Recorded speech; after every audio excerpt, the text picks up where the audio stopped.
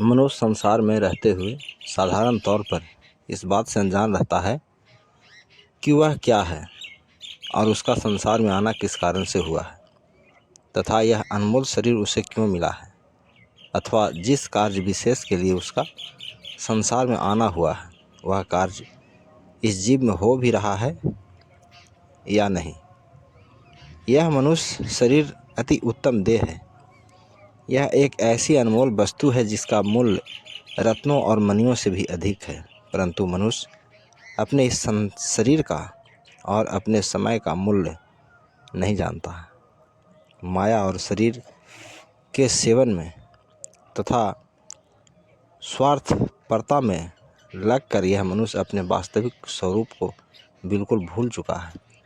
इसका सब समय शरीर और इंद्रियों के सेवन में ही व्यतीत हो रहा है और इस पर शरीर संबंधी व्यवहार में इस कदर अपने आप को विलीन कर चुका है कि इससे और अधिक कुछ भी उसके ध्यान में नहीं आता।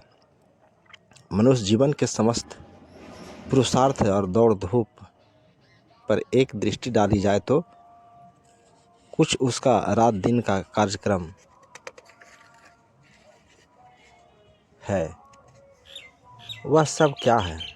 शरीर के सुख, शरीर के आराम और शरीर के सेवन में दिन रात उलझा हुआ। यदि कुटुंब परिवार का मोह है तो वह भी शरीर ही का नाता होने से है। धन प्राप्ति की इच्छा है तो वह भी शरीर ही के हेतु और उसके अतिरिक्त जो भी उद्यम और पुरुषार्थ इस मनुष्य के द्वारा होता है या हो रहा है वह सब शरीर के निमित्त ही है। तो क्या मनुष्य संसार में यही कुछ करने के लिए आया था? क्या जीवन का लक्ष्य और ध्येय केवल शरीर ही का सेवन मात्र है? इस पर विचार करने की आवश्यकता है। मान लो कि इच्छा अनुसार शरीर के भोग भी मिल जावे, धन पदार्थ और कुटुंब परिवार का सुख भी प्राप्त हो जावे और शरीर की मान बड़ाई व प्रतिष्ठा भी प्राप्त हो जावे, परंतु अंत में इन सब का परिणाम क्या होगा? यही कि शरीर मिट्टी में मिल जाएगा और जीवन की समस्त कार्यवाही भी मिट्टी में मिल जाएगी। तो फिर मनुष्य की विशेषता क्या हुई? शरीर के भोग तथा शारीरिक जरूरतों तो अन्य योनियों भी पूरी कर रही है। यह कौन सी बड़ी बात है? अर्थात अन्य योनियों को भी जब भूख प्यास सताती है तो वे भी दौड़ धूप कर कि किसी न किसी प्रकार अपनी भूख प्यास की तृप्ति का साधन प्राप्त कर ही लेती है। यदि मनुष्य भी उसी प्रकार शरीर और इंद्रियों के सेवनार्थ ही दौड़ धूप करता रहता है तब तो इसका जीवन भी अन्य योनियों से ही समान हुआ। यदि कोई लाखों की जायदाद भी बना लेवे और अनेकों संबंधी भी मिल जावे तब भी क्या हुआ? इससे पहले भी तो अनेकों जन्मों में यह जीव इस प्रकार के अनेकों सगे संबंधियों को छोड़कर आया है। ऐसे पदार्थ और ऐसे संबंध तो अनेकों बार मिलकर बिछुड़े हैं। इस जन्म में भी उसकी प्राप्ति करके मनुष्य कौन सा बड़ा कार्य कर लिया? सहजोबाई जी का वचन है, बार बार नाते मिले 184 माही, सहजो सतगुरु ना मिले पकड़ निकासे बाही। सोचना चाहिए कि मनुष्य वास्तव में क्या है और क्या बन बैठा है। इसकी तो उसे खबर तक नहीं।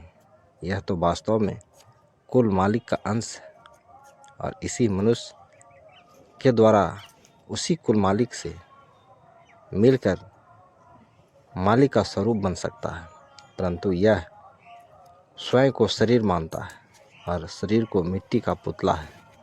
यदि मनुष्य अपने को शरीर समझता है और मानता है तो मिट्टी ही तो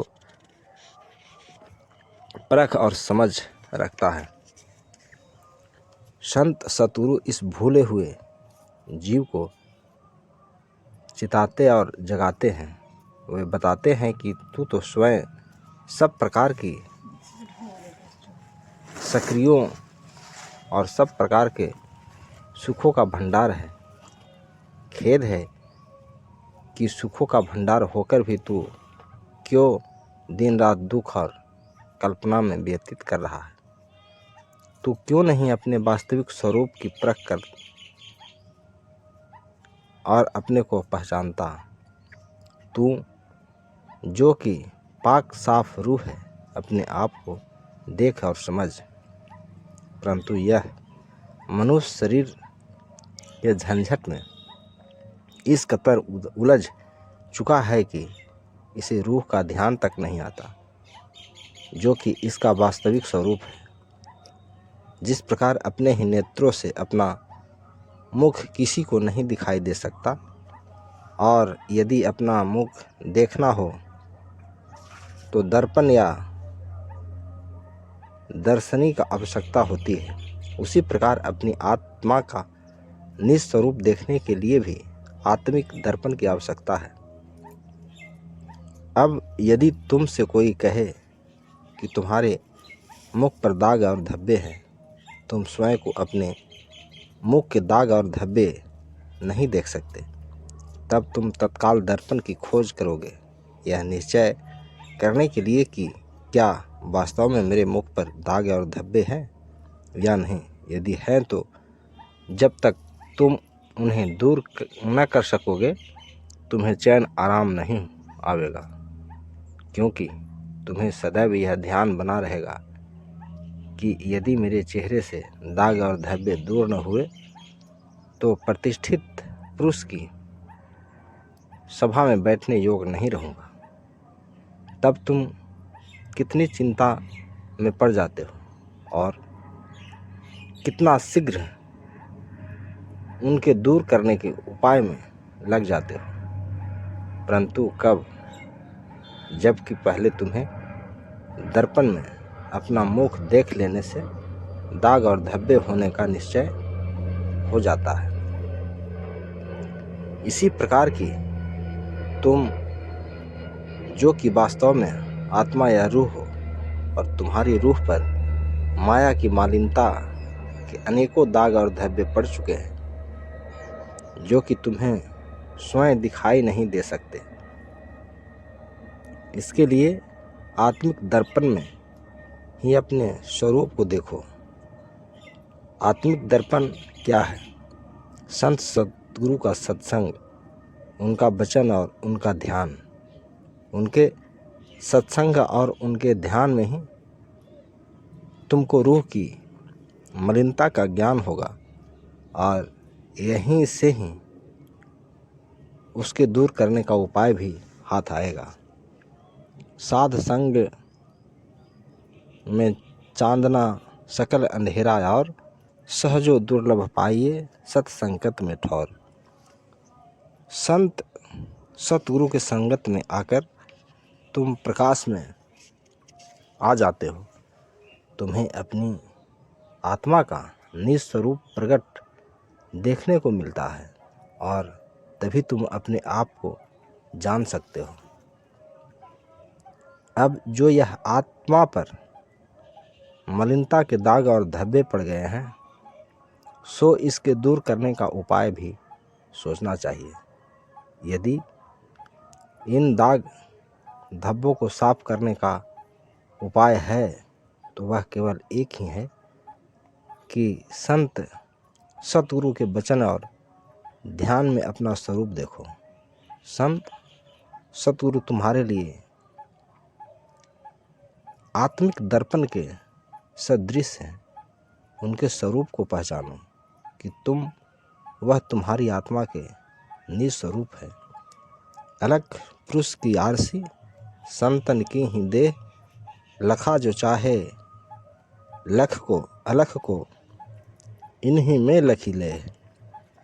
और यदि आत्मानुभव और आत्म कल्याण की इच्छा है तो संत सतगुरु के स्वरूप से प्रीति और प्रतीति करो, यही एकमात्र साधन है। सतगुरु साहेब बंदगी। नमो बुद्धाय। जय भीम, जय संविधान। हमारे चैनल को सब्सक्राइब करिए, लाइक और शेयर करिए इस तरह का वीडियो पाने के लिए।